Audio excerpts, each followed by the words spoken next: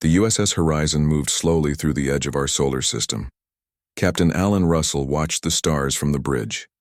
The blue lights from the control panel lit up his face. He had been in space for many years, but nothing had prepared him for what they found today. "Captain, you should see this," called Officer Olivia Martinez. Her voice was shaky as she pointed at the screen. "These signals don't match anything we know." Russell walked over to her station and looked at the screen with wide eyes. "How many ships are out there?" "I count at least 17 big ships, sir. Plus many smaller ones. They're all just floating dead in space." Radio Officer Jack Miller turned around quickly. "Captain, we're getting a strange message. It doesn't use any language we know, but the computer is trying to figure it out." The bridge got quiet as strange noises filled the room. Clicks, whistles, and weird tones played for half a minute. Then the ship's computer spoke. "This is a distress call," translation. "To any thinking beings who can hear us. The Galactic Conclave Battle Group Zeta-9 needs help now. All our engines have failed. Life support systems are failing. We have about 27 days left. We can't move or send messages far away. Please help. We come in peace." Russell's heart beat faster. Humans had only been traveling beyond our solar system for 15 years. They had found a few old ruins and some automatic beacons. But they had never met living aliens before, especially not a whole battle fleet. "Set course to meet them," Russell ordered. "And tell Earth Command right away. This is big." 6 hours later, the USS Horizon got close to the huge alien fleet. The ships looked beautiful, like giant crystals that caught the distant sunlight. But they were clearly in trouble. Many had damage, and most were dark except for some blinking emergency lights. "This is Captain Alan Russell of the Earthship Horizon. We got your emergency call and we're here to help." The aliens answered right away with strange sounds. Soon the computer translated, "Human ship, we are the Alari Conclave. Our battle group had total engine failure while passing through what you call the Oort cloud. Something in this area has broken our quantum fold technology. Without it, we are stuck 300 light years from our nearest base. Our power will only keep us alive for 23 more days." Russell looked at his second-in-command, Commander Samantha Wright. "Tell me how many ships you have and how many crew members," he asked the aliens. The answer shocked everyone on the bridge. Over 7,000 alien lives were in danger on ships that couldn't move and would soon run out of air. "We need to call Earth for more help," Wright said quietly. "Our ship can't save all of them." Russell nodded.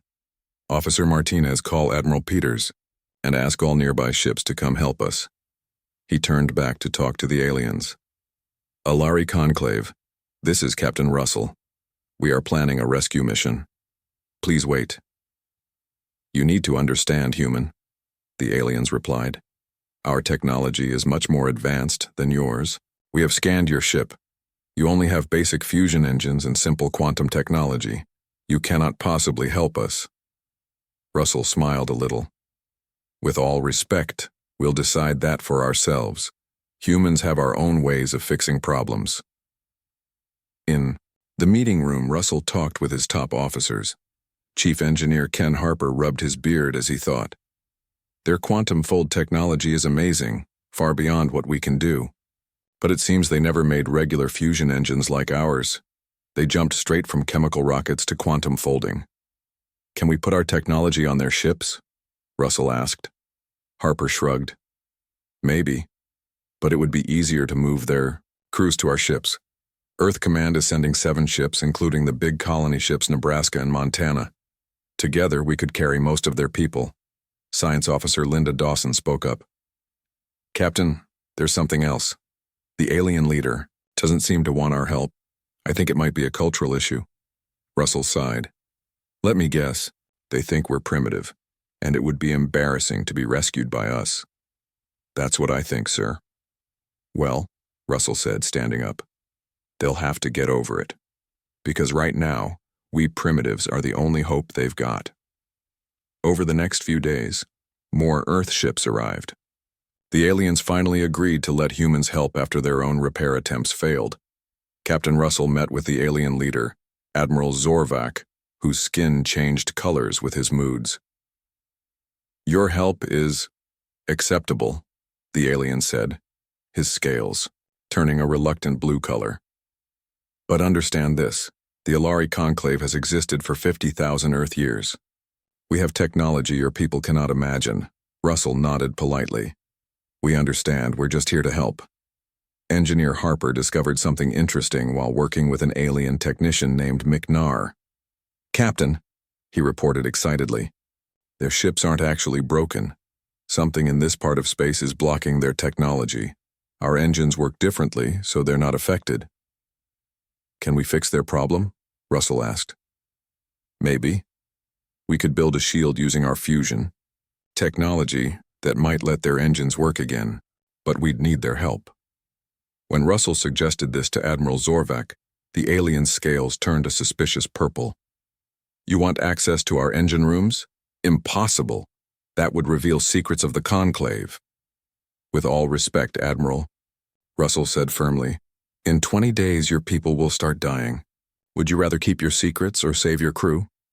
The alien was silent for a long time.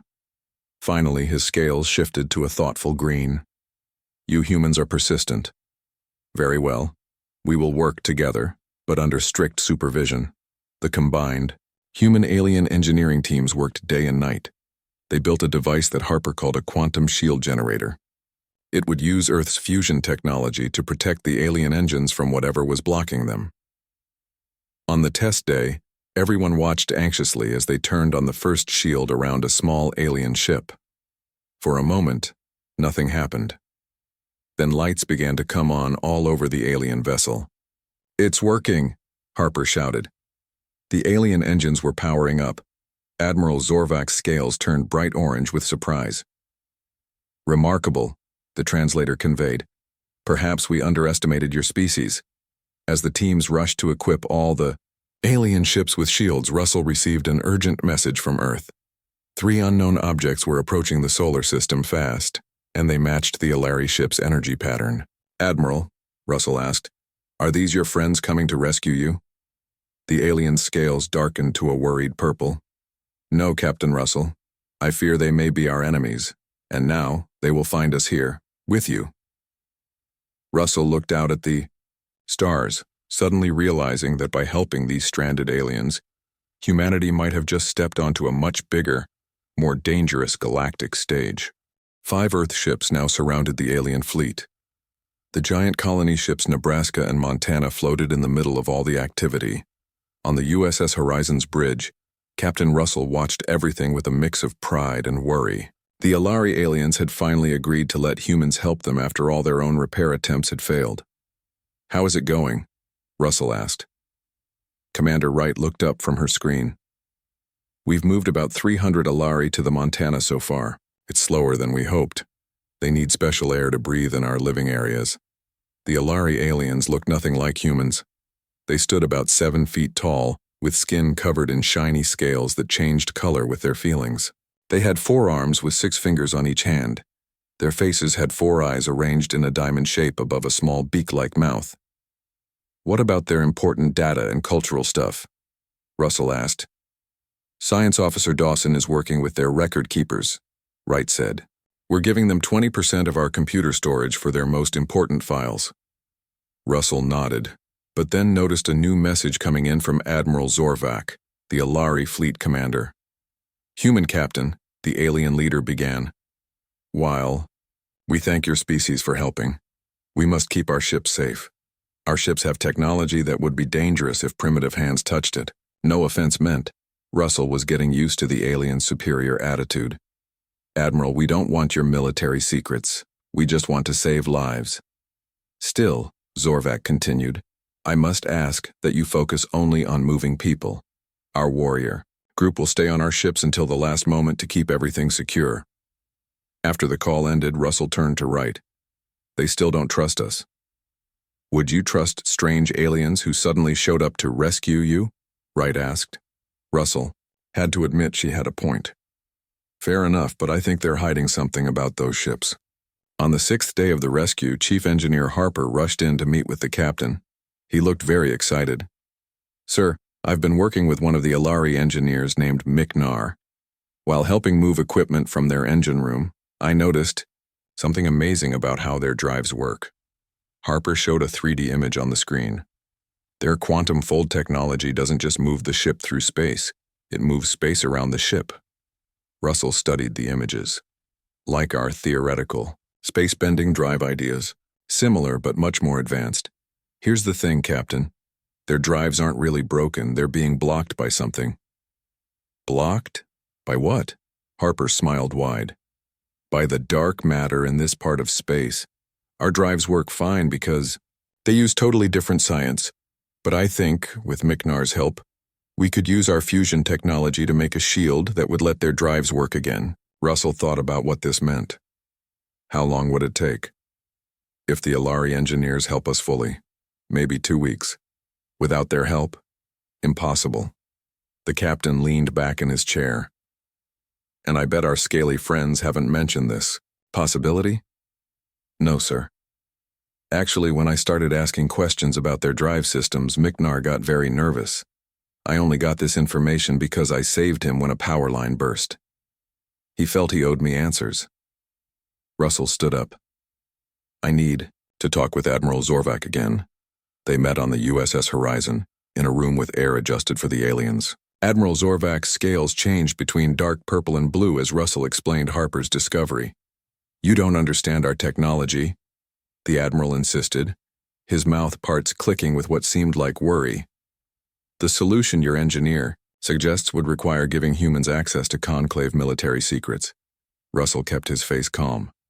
Admiral, in 3 more days your life support systems will completely fail.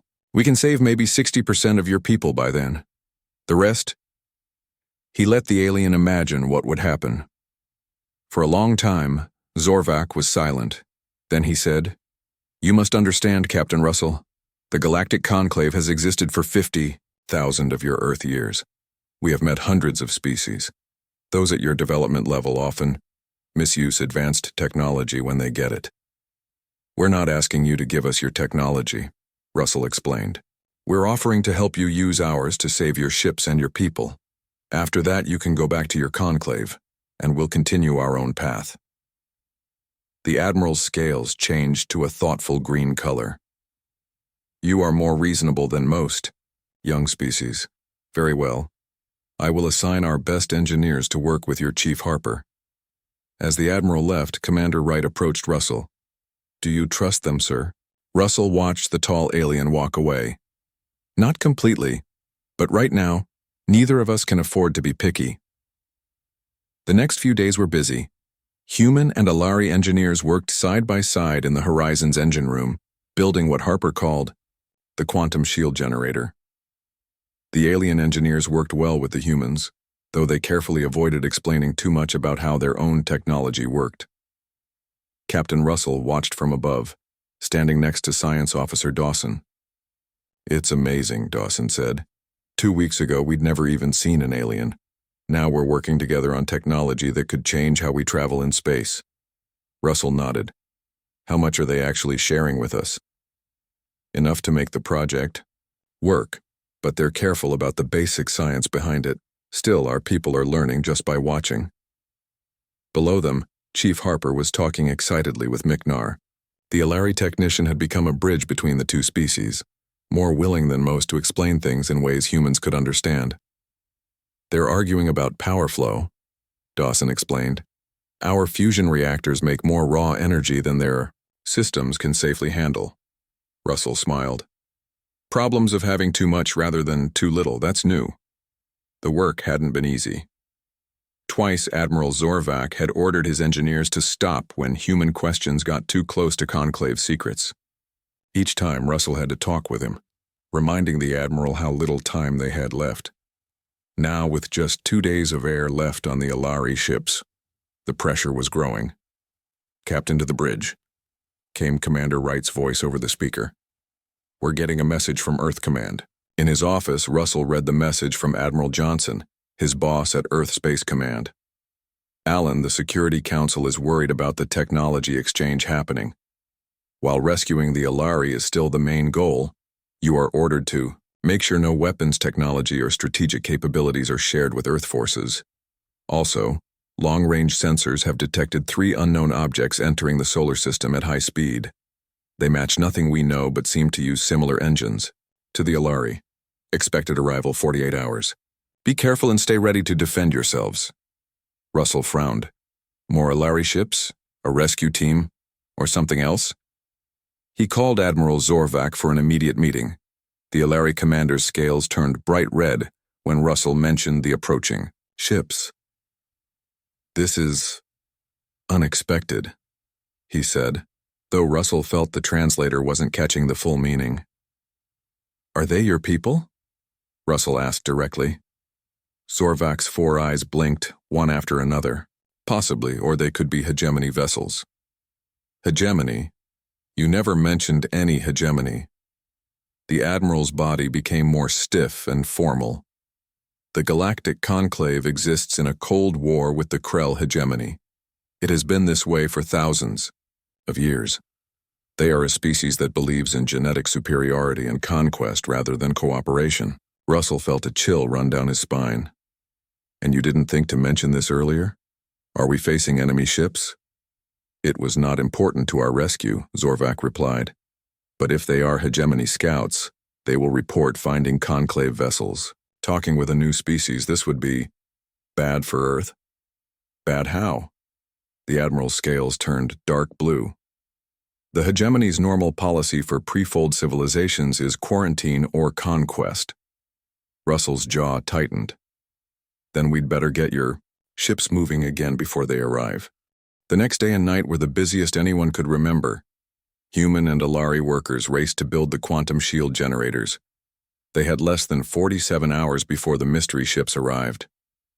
In the engine room of the USS Horizon, Captain Russell stood with Science Officer Dawson watching the teams at work below. Look at them, Dawson said. 2 weeks ago they were aliens we'd never seen. Now they're working side by side with our crew like old friends. The Alari engineers moved with amazing speed, their 4 arms working on different tasks at the same time. They kept their distance from the humans at first, but as hours passed the team started to talk more and share ideas. Russell watched Chief Harper and the Alari engineer Miknar testing a small version of the shield generator. A tiny blue light glowed between them. It's holding steady at 40% power, Harper called out. If we can get it to 60, it should be enough to protect their drive systems. Miknar's scales turned a bright, happy yellow. Yes, your fusion matrix is more stable than we thought possible. With some adjustments to the power flow, we can make it work. Russell smiled. Despite all the worries and dangers, watching humans and aliens solve problems together filled him with pride. Commander Wright approached with a worried look. Captain, we just got more data on those approaching ships. They're definitely not Alari rescue ships. The energy reading is different, more aggressive. Have you told Admiral Zorvac? Yes, sir. His scales turned almost black when he saw the data. He's called an emergency meeting with his commanders. Russell frowned. I think it's time our new friends told us exactly what's going on. The meeting took place in the Horizon's largest room, now set up as a command center. Admiral Zorvac stood, with his 4 top officers, their scales all showing dark, worried colors. Captain Russell, the Admiral began, I must share the full truth. Our battle group was not simply passing through your system when we got stuck. We were running away from a Krell hegemony attack force. Russell crossed his arms. So those ships coming toward us are your enemies? Yes. The Krell are a warrior species. They believe all other life forms are inferior and should be conquered or destroyed. They have been the Conclave's greatest enemy for thousands of years. And now they're coming here, Russell said. To my solar system. To my planet. The Admiral's scales shifted to a regretful blue. I am sorry we brought this danger to your world. We hope to repair our ships and leave before they tracked us. Russell looked at the tactical screen showing the 3 Krell ships approaching. How dangerous are they? Very. Each ship carries weapons that could disable your entire fleet with one shot. Their armor can withstand most attacks, and they show no mercy to those they see as primitive. The room fell silent as everyone understood what this meant. Earth was now in danger because they had helped the Alari. We have 2 choices, Russell finally said. We can try to hide and hope they don't find us, or we can get your ships working again so you can leave before they arrive. There is a third option, one of the Alari officers suggested, scales turning a dark red. You could surrender us to them. Tell them you found us stranded and are handing us over. They might spare your world. Russell looked the alien straight in the eyes. That's not an option. On Earth, we don't abandon people who need help, even if it puts us at risk.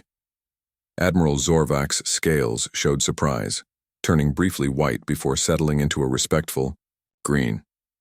Your species has principles, Captain Russell. That is uncommon among young civilizations. We have our moments, Russell replied. Now let's focus on getting your ships ready to move. Chief Harper, what's our status? Harper stepped forward. We've completed the first full-size shield generator. We're ready to test it on one of the smaller Alari ships. And if it works, Russell asked, we'll need every pair of hands, human and Alari, to build more generators.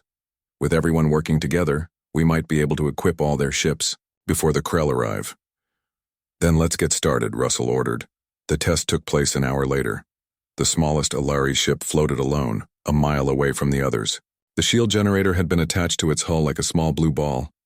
Activating the shield in 3, 2, 1, Harper announced from the control room. A faint blue glow surrounded the Alari vessel, growing brighter by the second. For a long moment, nothing else happened. Then, slowly, lights began to flicker on across the alien ship's hull.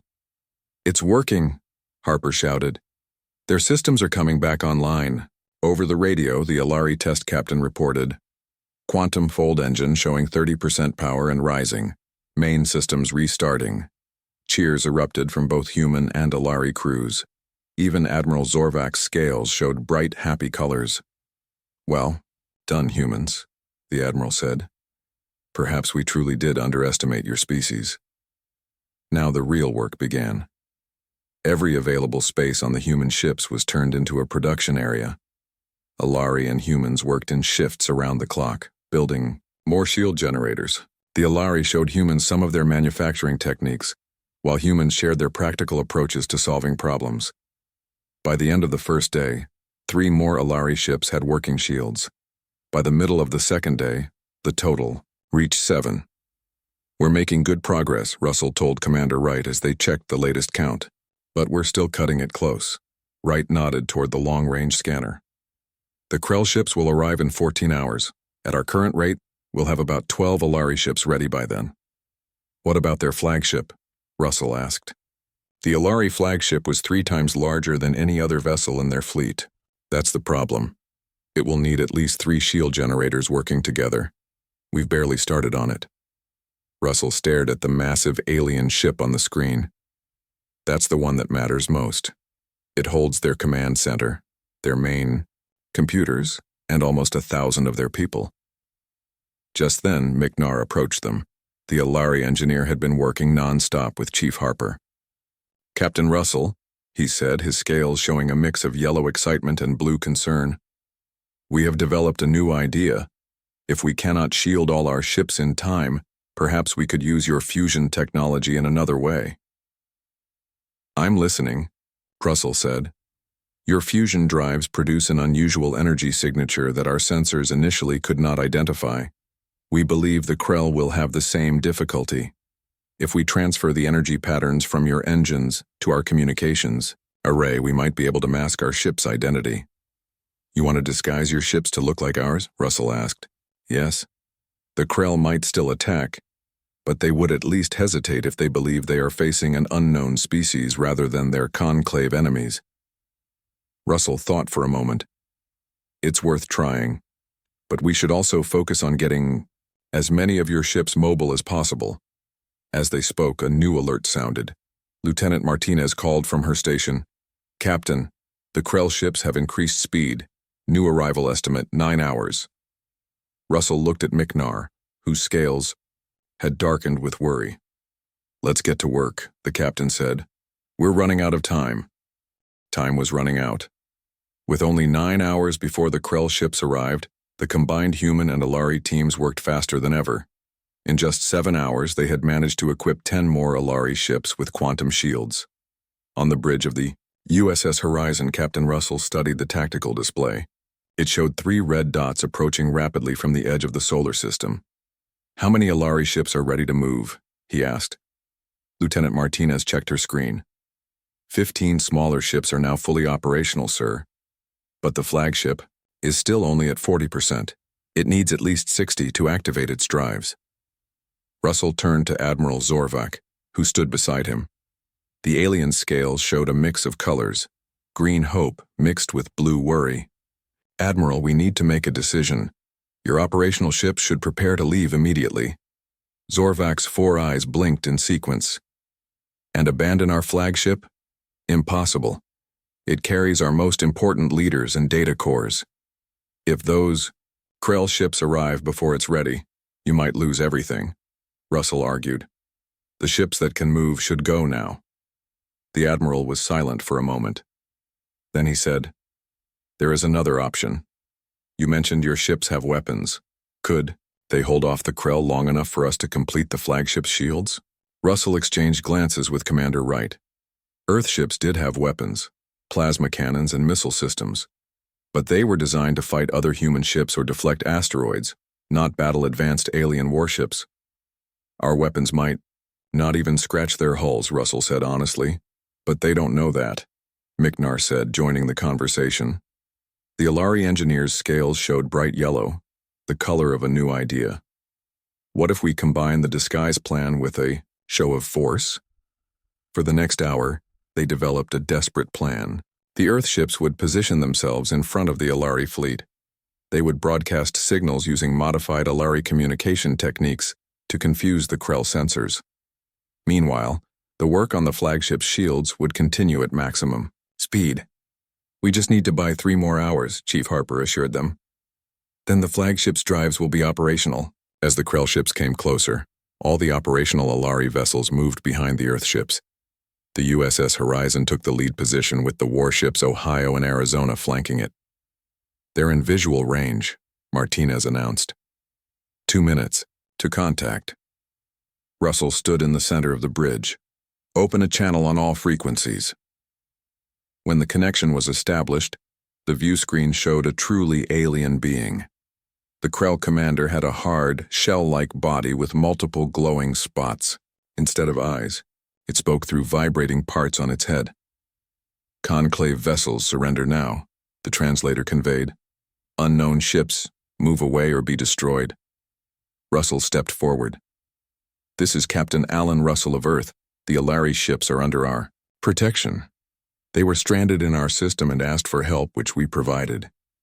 We have no interest in your fight with the Conclave, but we will defend visitors to our system." The Krell commander's eye spots glowed brighter. "Your species is unknown to us. Your technology is primitive. Move aside." Russell looked at Admiral Zorvak, who nodded slightly. "Before you make a mistake," Russell said to the Krell, "you should know that humans have developed technology that could be a problem for you. We helped the Alari overcome the quantum interference that disabled their ships, something your scientists have never managed to do." The Krell commander paused.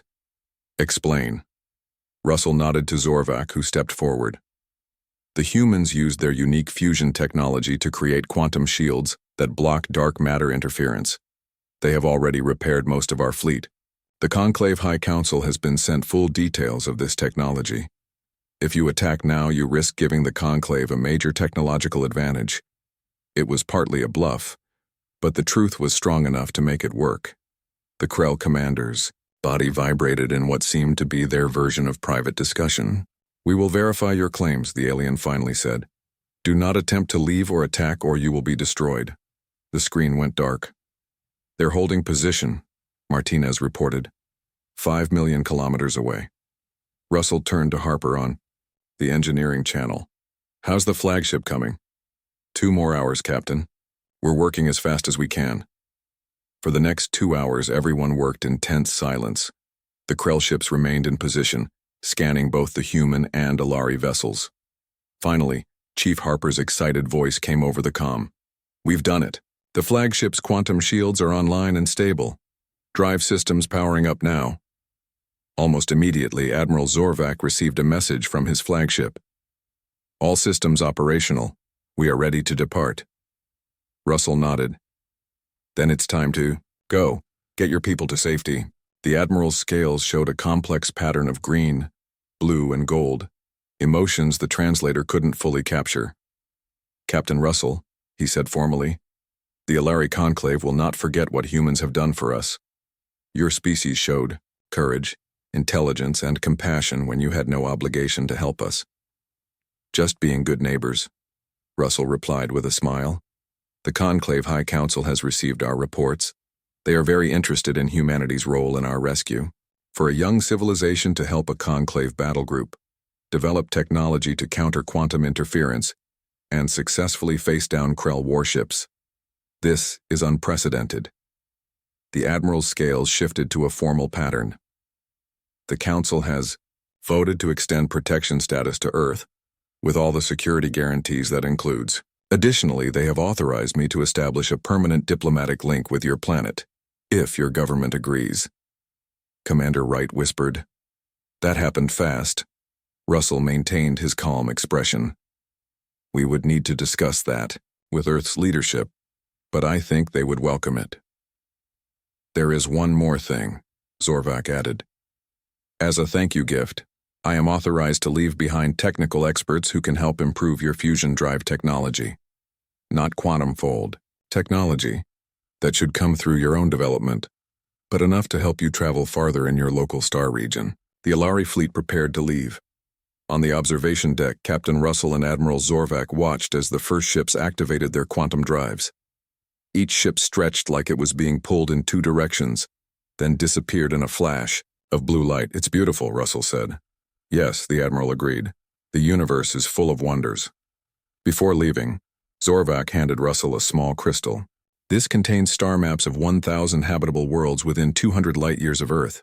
Worlds the Conclave has visited but not settled. A gift to expand your horizons. Russell accepted it with a nod. Thank you, Admiral. I hope this is the beginning of a long friendship between our peoples. You know, Zorvak said, his scales rippling with what humans now recognized as amusement. In 50,000 years of Conclave history, we have observed that often the youngest species teach the oldest the most important lessons. And what lesson did we teach you? That advanced technology without compassion and creative thinking is just complicated machinery. The Admiral's scales turned a respectful blue. The Conclave had begun to forget that. Perhaps humans will help us remember. As the last Alari ship, the flagship, folded space and vanished, the crew of the USS Horizon watched in amazement. On the bridge, Captain Russell turned to Commander Wright. Time to go home. We have quite a story to tell. So, Wright said with a small smile. In just 1 month, humanity went from being alone in the universe to having alien friends, potential alien enemies, and a galactic protection agreement.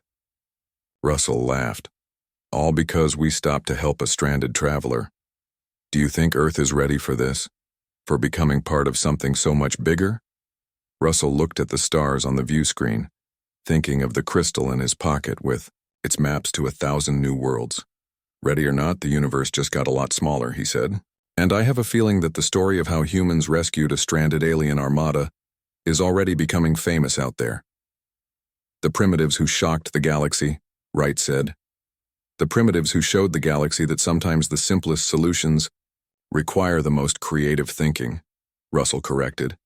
And that being human might just be our greatest strength of all. The USS Horizon turned and set course for Earth, carrying news that would forever change humanity's place in the cosmos.